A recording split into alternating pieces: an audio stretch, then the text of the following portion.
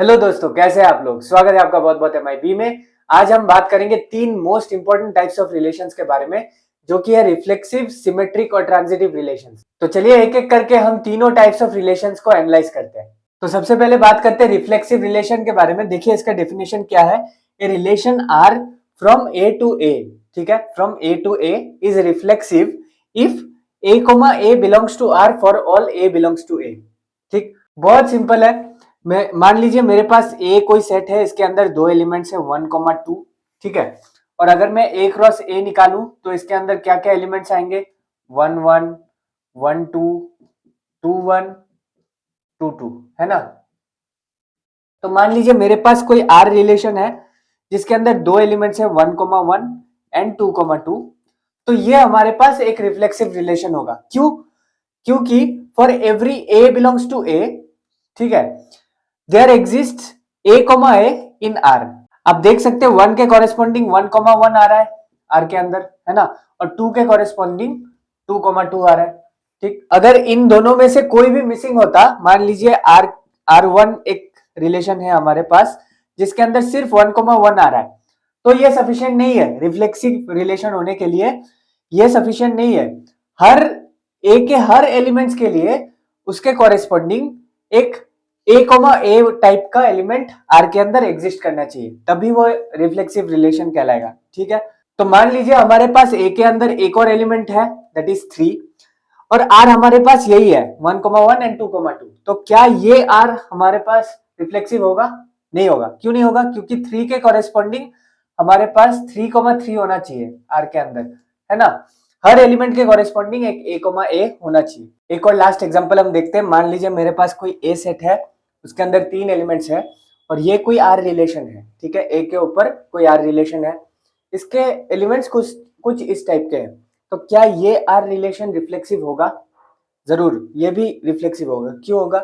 क्योंकि ए के हर एलिमेंट के लिए for every A belongs to A हमारे पास आर के अंदर ए कॉमा ए आ रहा है। आप देख सकते हैं 1 के कॉरेस्पॉन्डिंग 1,1 आ रहा है, 2 के कॉरेस्पॉन्डिंग 2,2 आ रहा है, 3 के कॉरेस्पॉन्डिंग 3,3 आ रहा है। दो एक्स्ट्रा एलिमेंट्स भी आ रहे हैं, ये और ये भी आ रहे हैं, लेकिन उससे फर्क नहीं पड़ता। बस एवरी ए के हर एलिमेंट के लिए उसके कॉरेस्पॉन्डिंग एक ए कॉमा ए आना चाहिए, यही कंडीशन है। ठीक है, और ये जो डिफरेंस है रिफ्लेक्सिव और आइडेंटिटी रिलेशन में, ये छोटा सा डिफरेंस है। आइडेंटिटी रिलेशन में इन 3 एलिमेंट्स के अलावा अगर कोई और एलिमेंट आता है तो वो आइडेंटिटी नहीं होगा, है ना। लेकिन रिफ्लेक्सिव के केस में सिर्फ ये 3 आना ही काफी है, दूसरा कुछ भी आ जाए कोई फर्क नहीं पड़ता। ठीक, आपको ये छोटा सा डिफरेंस याद रखना है। आगे बढ़ते हैं, अब हम सिमेट्रिक रिलेशन को देखते हैं। तो देखिए सिमेट्रिक रिलेशन का डिफिनेशन क्या बोलता है।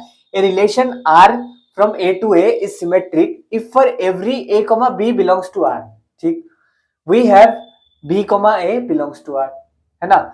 ए कॉमा बी अगर आर के अंदर है तो बी कॉमा ए भी आर के अंदर होना चाहिए। ठीक, मतलब कि इसको ऐसे भी लिखा जाता है, if A is related to B, अगर ए कॉमा बी आर के अंदर है, इसको ऐसे पढ़ा जाता है A is related to B, है ना, then B should be related to A. ठीक है, तो चलिए इसको एग्जांपल से समझते हैं। मान लीजिए मेरे पास ए कोई सेट है 1 2 3, ठीक, और मान लीजिए मेरे पास कोई आर रिलेशन है जो कि इस टाइप का है 1 1 1 2 2 1। ठीक, इसको हम R1 कहते हैं। तो क्या ये रिलेशन हमारे पास सिमेट्रिक होगा?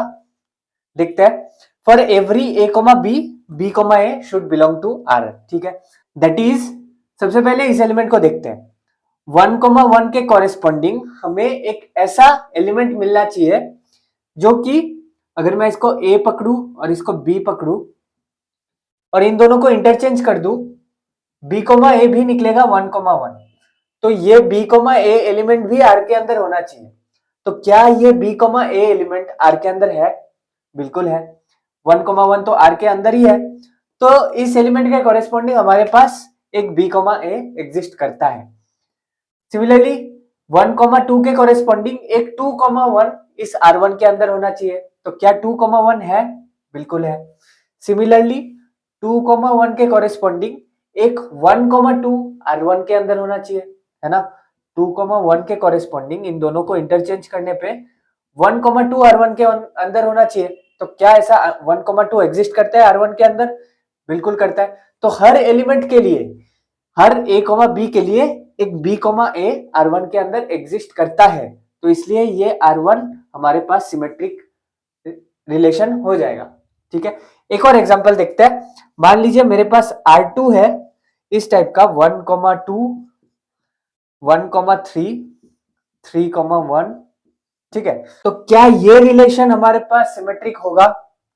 देखिए 1,2 के कोरेस्पॉन्डिंग एक 2,1 एग्जिस्ट करना चाहिए R2 के अंदर। क्या ये एग्जिस्ट कर रहा है? नहीं कर रहा है, तो इसलिए नहीं होगा ये हमारे पास सिमेट्रिक। इसके कोरेस्पॉन्डिंग एग्जिस्ट कर रहा है, बिल्कुल कर रहा है। 1,3 के कोरेस्पॉन्डिंग 3,1 एग्जिस्ट कर रहा है, और 3,1 के कोरेस्पॉन्डिंग भी 1,3 एग्जिस्ट कर रहा है, लेकिन इतना काफी नहीं है, हर एलिमेंट के लिए एग्जिस्ट करना चाहिए। ठीक, तो ये था सिमेट्रिक रिलेशन का कॉन्सेप्ट।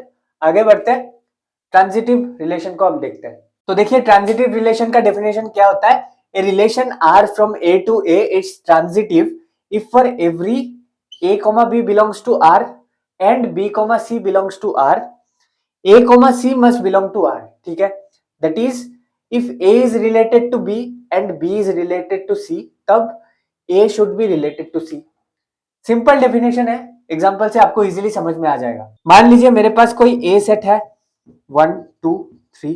ठीक, तो मान लीजिए मैं कोई R1 रिलेशन लेता हूं 1 2 2 3 एंड 3 3 नहीं 1 3। तो क्या ये रिलेशन हमारे पास ट्रांजिटिव होगा? चलिए देखते हैं। For every A, B and B, C। ठीक, तो अगर मैं इसको A, B लेता हूं, A, B इक्वल्स 1, 2, तो B, C मैं तो इसको तो नहीं ले सकता, ऑब्वियसली इसको नहीं ले सकता क्योंकि इसका B 2 है और ये 1 है, तो ऑब्वियसली ये B, C नहीं हो सकता। B, C यही होना पड़ेगा। ठीक, अगर ये A, B है तो B, C ये होना पड़ेगा, तो B, C इज 2, 3, है ना। For every A, B and B, C we must have A, C, मतलब हमारे पास A, C क्या आ जाएगा? A है 1 और C क्या है? 3 है ना। तो अगर हमारे पास 1, 2 है और 2, 3 है, हमारे पास 1, 3 होना चाहिए। तो क्या 1, 3 R1 के अंदर है?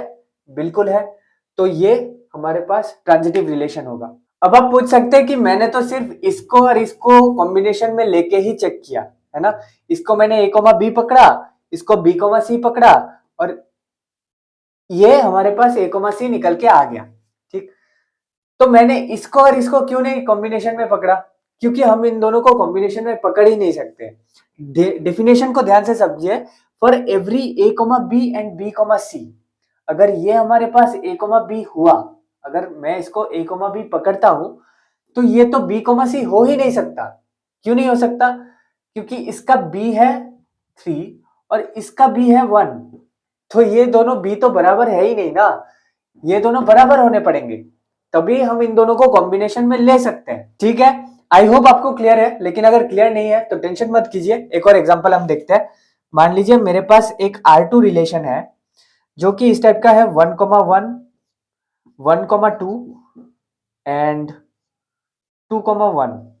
ठीक, तो इसको मैं A, B लेता हूं 1, 1, इसको मैं B, C लेता हूं 1, 2। ठीक, तो मेरे पास A, C निकल के क्या आएगा? A का वैल्यू है 1 और C का वैल्यू है 2।